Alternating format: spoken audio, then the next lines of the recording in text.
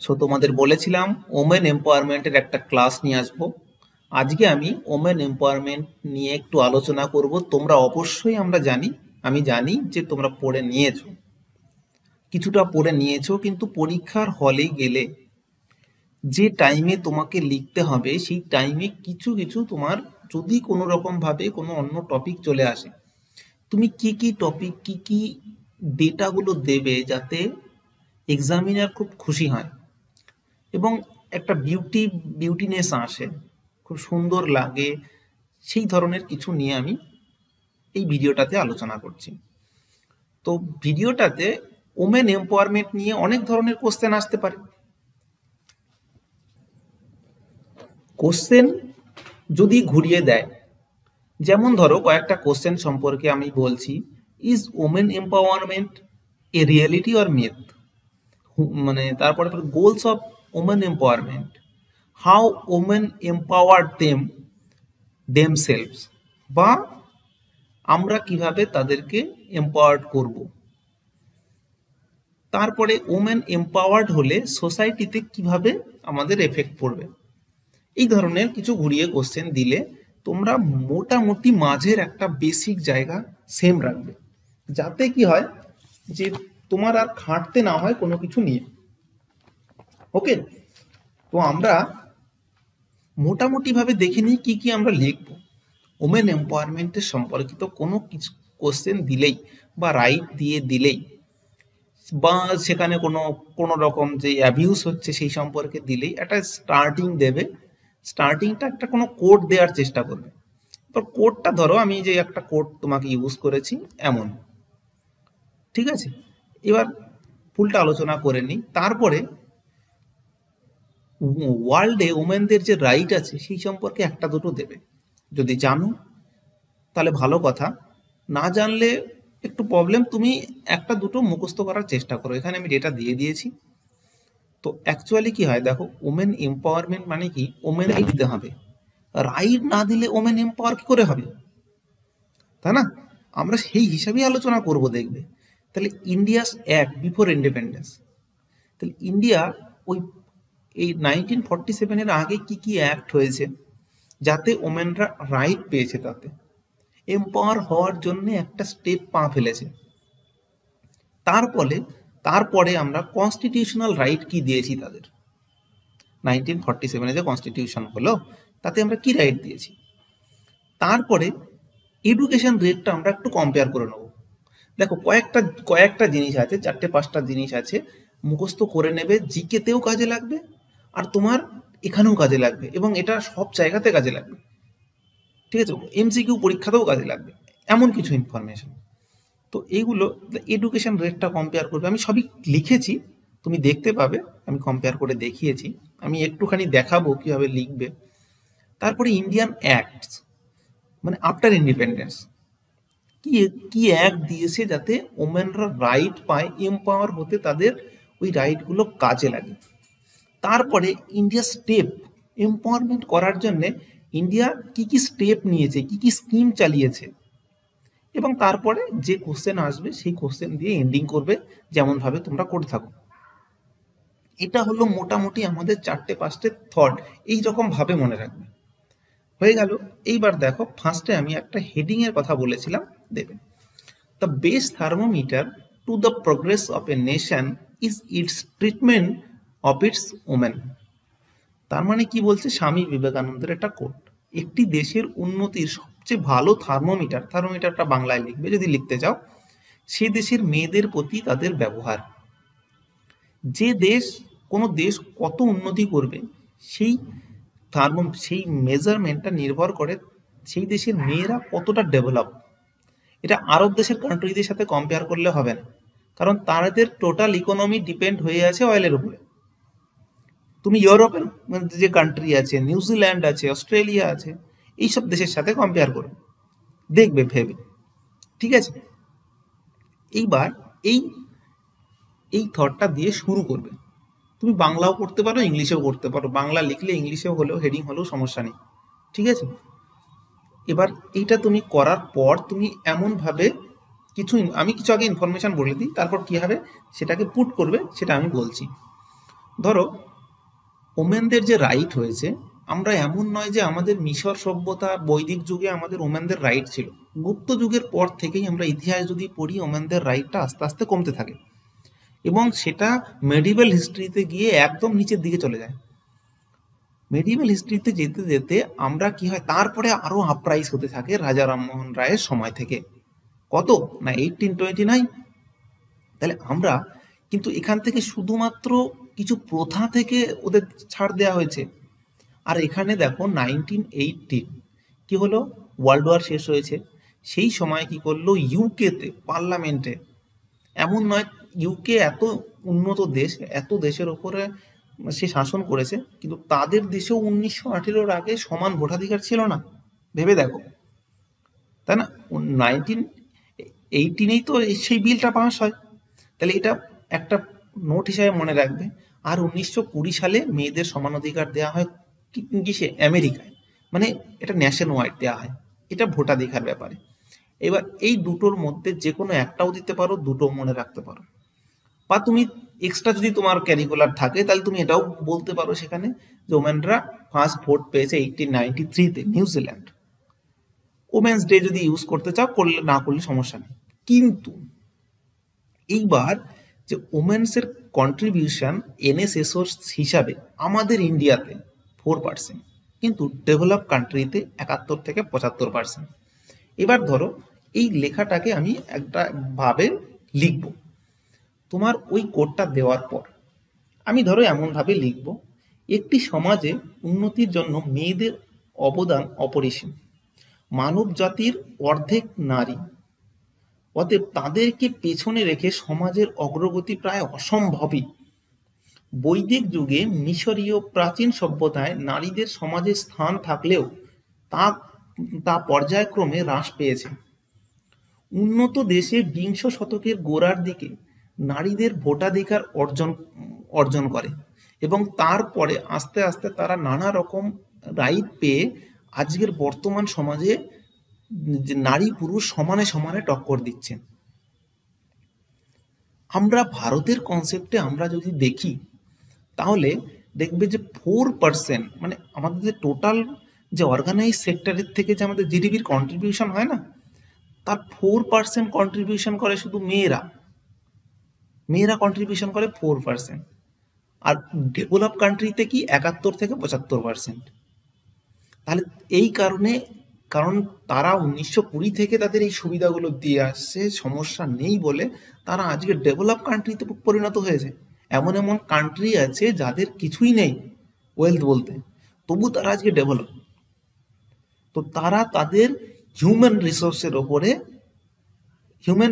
ওপরে সে ইনভেস্ট করেছে।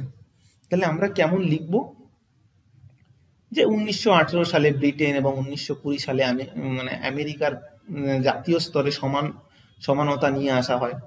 সেই কারণে আজ এবং তারা উন্নত দেশের পর্যায়ে।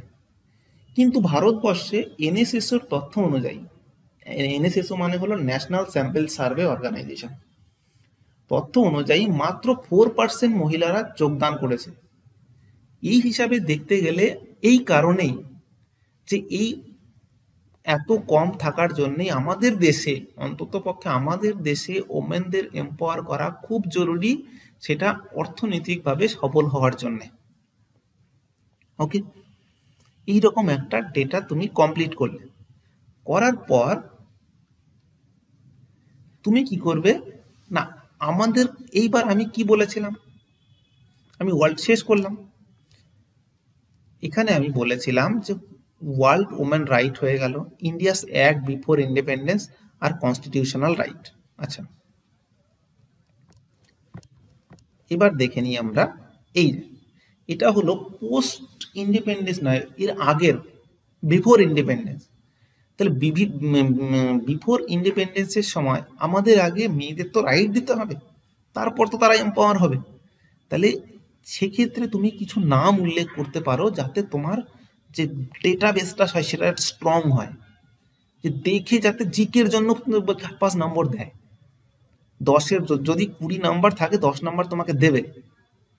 ধরো আমি বলছি যেমন সাবিত্রী বাই ফুলে, ইনাকে একজন ফার্স্ট ইন্ডিয়ান ওমেন টিচার বলা হয়, যে আজকে যে এডুকেশনটাকে তিনি এডুকেশন এবং এম্পাওয়ার করার জন্য তিনি প্রচণ্ডভাবে লড়াই করেছেন। এই নামটাকে তুমি উল্লেখ করতে পারো, রাজা রামমোহন রায়। এর কথা তো নবজাগরণ, father of renaissance, sati abolish করে দিল। ঈশ্বরচন্দ্র বিদ্যাসাগর, আজকে তুমি আইসিডিএস পরীক্ষা দিচ্ছ, আজকে আমরা দেখা গেল সোনম কাপুর, আরো যে কঙ্গনা রানাওয়াত, এদেরকে আমরা আইডিয়াল ভাবছি। এই বিদ্যাসাগর না থাকলে পরে তোমাদের মেয়েদের, মানে আমাদের মেয়েদের স্কুলের দরজা করা যেত না। তিনি মোর দেন 50 অ্যাবভ স্কুল তৈরি করেছেন মেয়েদের, বা হেল্প করেছেন। সেই সময় তার প্রচুর পরিমাণ রোজগার ছিল, এবার সে তার নিজের অর্থ ব্যয়ে এইসব করেছে। সে কি করেছে না, 1856-এ উইডো ম্যারেজ অ্যাক্ট করেছে। উইডো ম্যারেজ অ্যাক্ট মানে সে পুনর্বিবাহ, যদি হাজব্যান্ড মারা যায় তাহলে আবার বিবাহ হতে পারে, এর আগে ছিল না। সতী প্রথা বন্ধ হয়ে গেছে। সতীর সময় কি হতো, মেয়েদের ওই যে আগুন থাকতো ওর মধ্যেই ওকে করা হতো। এবার সতী বন্ধ হয়ে গেছে, তাহলে ওই মেয়েগুলো কি হবে, ওগুলোকে আবার দিয়ে দাও, তার জন্য অ্যাক্ট নিয়ে আসা হলো। এবার এগুলোকে তুমি 1 লাইন 2 লাইনের মধ্যে ইনফরমেশন আকারে দিতে পারো, কারণ এগুলো তুমি জানো, ঠিক আছে, যে লেখাটা আসবে সেই লেখা অনুযায়ী। এইবার কিন্তু আমাদের এম্পাওয়ারমেন্টের ক্ষেত্রে আমাদের কেন আমরা পিছিয়ে, আমাদের কেন দরকার? দেখো, একটা তথ্য দেখো, গ্রামীণ এলাকায় প্রাপ্তবয়স্ক মহিলাদের শিক্ষার হার 50.6%, যেখানে শহরে সেটি 76.9%।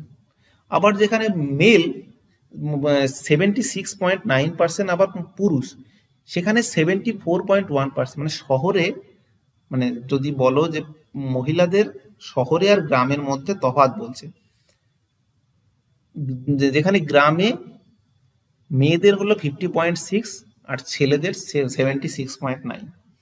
আবার শহরের ক্ষেত্রে কি হচ্ছে, 74.1 হলো মেয়েদের, 88.3 হলো ছেলেদের।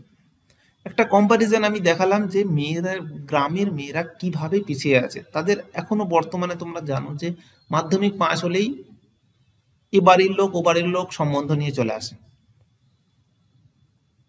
মানে কোনো রকম সাবালকের যদি একটা চিহ্ন মাত্র পড়ে, তাহলে পরেই এ পাশে ও পাশের লোকজন স্টার্ট করে দেয়। তো এবার সেই কারণে তারা কি হয়, যে এডুকেটেড হওয়ার জন্য তারা জেনে যায় যে আমাকে তো বিয়ে করতেই হবে। তো এটা তো তোমরা জানো, এই সম্পর্কে আর আমি তেমন কিছু বলতে চাইছি না। আমি যেমন ভাবে বললাম তোমরা তেমন ভাবে অর্গানাইজ করবে, লিখবে। এবার দেখো, সংবিধান আমাকে কি অধিকার দিয়েছে। এগুলো তো আমি মানে বিফোর ইন্ডিপেন্ডেন্স আমাদের এই রাইটগুলো নিয়ে আসা হয়েছে। এগুলো তুমি অল্প লাইনের মধ্যে শেষ করবে, খুব বেশি দেবে না।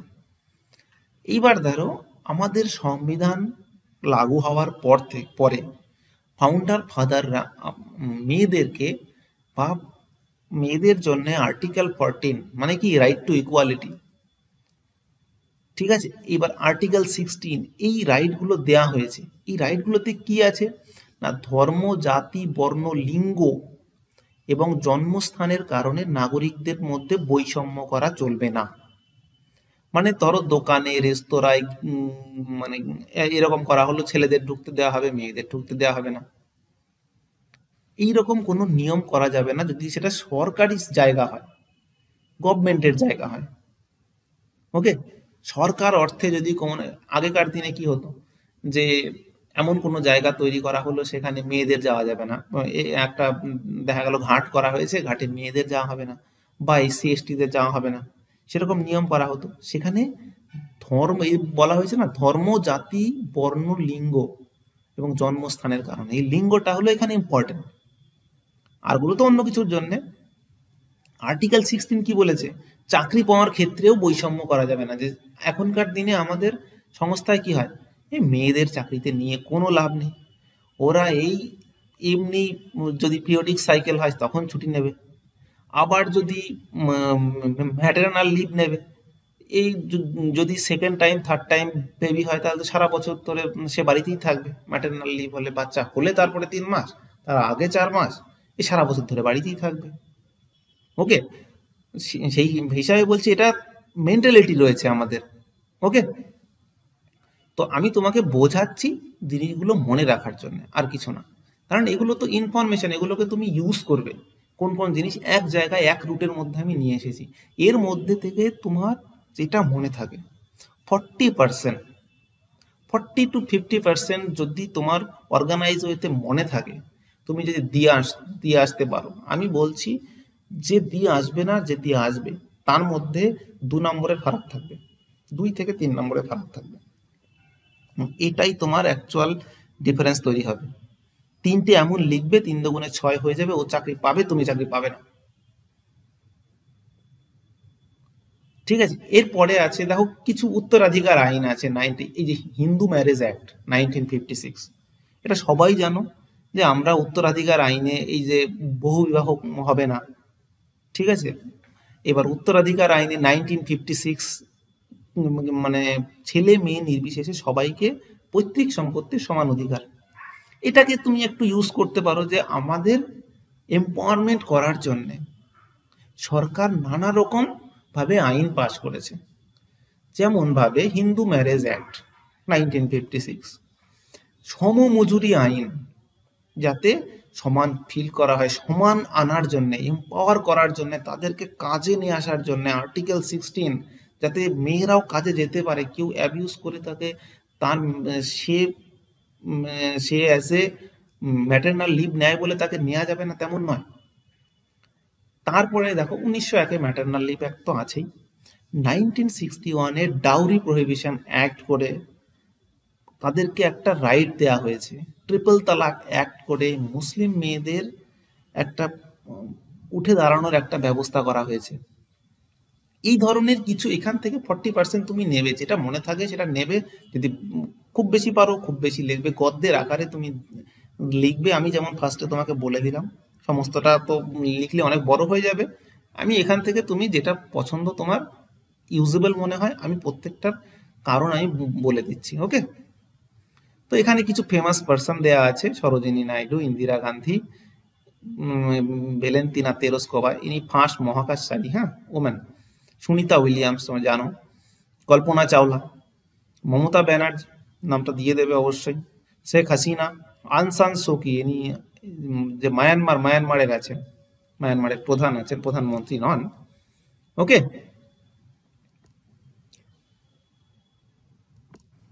তো এইবার এইগুলো আমরা রাইট নিয়ে আলোচনা করলাম। এইবার এখন কিছু জিনিস এমন তোমরা জেনে রাখো যে এম্পাওয়ারমেন্টের জন্য আমাদের গভর্নমেন্ট কি কি স্টেপ নিয়েছে। ফার্স্ট তুমি অবশ্যই বলবে যে 73তম সংবিধান সংশোধনের মাধ্যমে পঞ্চায়েত যে আছে না, পঞ্চায়েত ভোটে দাঁড়ায়, সেখানে ওমেনদেরকে 1/3 সংরক্ষণ, 3টে হলে একটা মেয়ে থাকবে, 33.3% ওমেন রিজার্ভেশনের ব্যবস্থা করা হয়েছে অ্যাক্রস দ্য কান্ট্রি।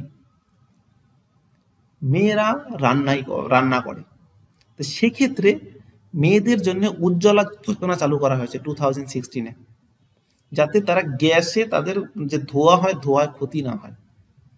এবং তারা সেই মেয়েদের নামে ব্যাংক অ্যাকাউন্ট খুলতে হবে, মেয়েদের নামেই করতে হবে। এখানে কি হয়েছে, তাদের ব্যাপার এসছে, ব্যাংকের মাধ্যমে টাকা ঢুকছে, তো তাদের অ্যাকাউন্টে ঢুকছে, তাদের একটা ইম্পর্টেন্স বাড়ছে, তারা সেই টাকা নিয়ে কিছু করার স্বপ্ন দেখতে পারছে। ঠিক আছে, তারপরে কিছু আছে বেটি বাঁচাও বেটি পড়াও, এম্পাওয়ার করার জন্য, এডুকেট করার জন্য, কন্যাশ্রী করার জন্য, রাজীব গান্ধী ন্যাশনাল ক্রেসে প্রোগ্রাম, মানে যদি যারা ওয়ার্কিং মাদার আছে, তো তাদের যে বেবি হচ্ছে, বেবিটাকে মানে যদি যে বেবি আছে, বেবিকে কেয়ার করার জন্য কিছু, বা নিউট্রিশনের জন্য কেয়ার করার জন্য কোনো জায়গা, বা তাকে ছুটি দেয়া, সেরকম ব্যবস্থা করা হয়েছে। নারী শক্তি পুরস্কারের ব্যবস্থা করা হয়েছে। এগুলো কি করা হয়েছে এম্পাওয়ারমেন্টের জন্য, লাস্টে লিখবে। এবং এতেও আমাদের আরো এগিয়ে যেতে হবে, এবং আরো এমন কিছু স্কিম আমাদের নিয়ে আসতে হবে, যাতে মেয়েরা যে নর্মাল যে প্রধান যে লাইন লাইফ লাইনে ফিরে আসতে পারে এবং পুরুষদের সাথে হাতে হাত মিলিয়ে যেন দেশের অগ্রগতিতে সমানভাবে অবদান রাখতে পারে। এই যে লাস্টের যে এন্ড করা, সেই এন্ড করাটাকে তুমি দেবে। তো এতে কিছু ইনফরমেশন দিলে অ্যাকচুয়ালি এরা, যেহেতু একটা ওমেন এম্পাওয়ারমেন্টের একটা, তিনি কি করছেন একই কোশ্চেন দেখে আসছেন, দেখে আসার জন্যে তোমার মধ্যে যদি কোনো নতুন কিছু দেখে, তোমার ওনার নাম্বার বাড়বেই বাড়বে। তুমি এখান থেকে কিছু, আমি জানি যে তোমার ওখানে হয়তো আমি এখান থেকে ডিফারেন্ট কিছু ইনফরমেশন দেওয়ার চেষ্টা করেছি, তোমার যেটা মনে হচ্ছে তোমার এম্পাওয়ারমেন্টের যে নোট বানিয়েছো সেখানে তুমি গুজে দাও এবং বাড়িতে একবার লেখো, এবং যে কোনো ধরনের কোশ্চেন আসুক না কেন এই ডেটাগুলো তুমি ইউজ করতে পারবে। ওকে ওকে, চলো, থ্যাংক ইউ।